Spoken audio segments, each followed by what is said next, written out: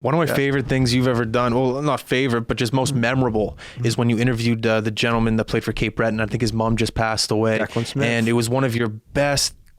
It was such a simple question, but you delivered it in such a way that was so powerful. Were you nervous at all before delivering the question? The nervous part of it for me was waiting at center ice with him. Yeah.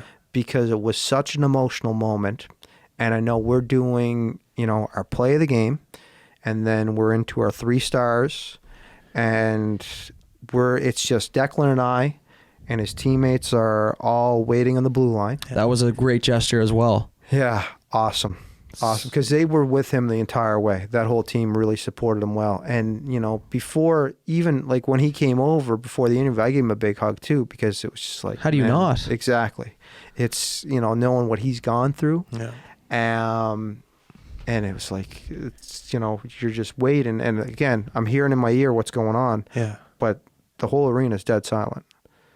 And I don't want to keep Declan that long, because it's, I don't know what he could break down at any second. I could never know what he's going through. Yeah. And he's a consummate pro for being able to, come up with the answer he did. And it was just, let's ask the question and let him go be with his buddies. Yeah. That's all that's it.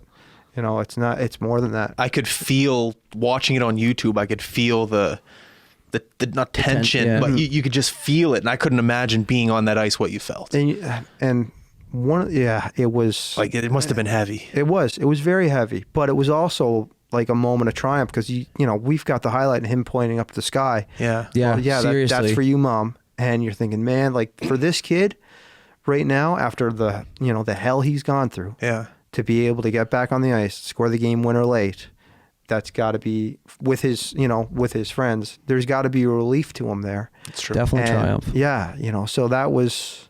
There'll never be a goal that he scores that'll ever mean more than that one. Never. It's just like that's what I was gonna say when you were saying that the fact that. And they're still young kids. That's what people forget about the Q, man, is they're still young kids. You know what I mean? What are they? The oldest is 20. To be able to just like put that on the back burner, not necessarily on the back burner in a disrespectful way, but just being able to seclude that whole situation and go out there and put your team first, and you know what I mean, and succeed like that is insane. It's not easy to do, because like you said, there's no way you could ever know what he was going through. No. Not a chance. I love that stuff. Those are my favorite stories. And again, there was something in me that week, because I, knowing what was going on, was like, I wear a couple bright suits. I have those bright suits, and I thought, not the time.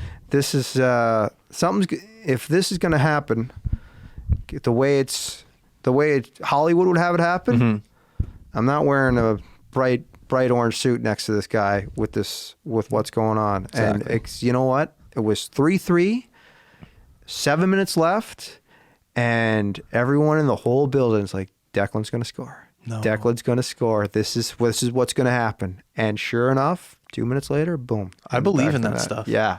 Yeah, I don't even, I got goosebumps just like that whole story. Because I obviously just had forgot about that whole moment. How many years ago was that now? That was 2 years ago. 2 years ago. 2 years ago, yeah. And Declan went on. He's playing at X. Yeah. Playing at X now. So have you talked to him since? Yeah. Or run into him at all? What? I ran into him. I ran into him going down to the boardwalk, but it was a quick, hey, how are you? Yeah. I definitely interviewed that guy. Yeah. He knows. Yeah. And him and a couple other guys from around the local hockey scene. Yeah.